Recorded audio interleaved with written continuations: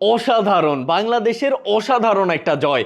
অস্ট্রেলিয়ার মাটিতে অস্ট্রেলিয়ার ফুল স্ট্রেংথ টিমকে টেস্ট ফরম্যাটে বাংলাদেশ হারাবে, এইটা এই ম্যাচ শুরু হবার আগেও একরকম অবিশ্বাস্য ছিল।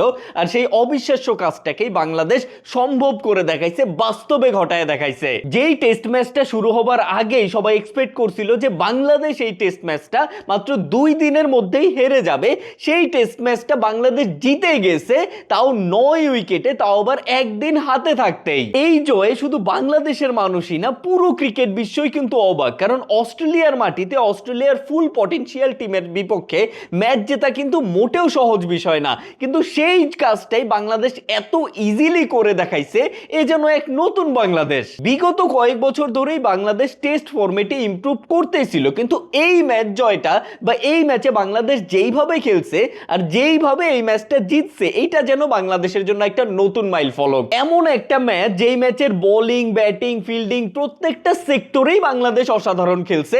এমন একটা ম্যাচ যেই ম্যাচের প্রত্যেকটা সেশনে বাংলাদেশ অস্ট্রেলিয়াকে ডমিনেট করছে।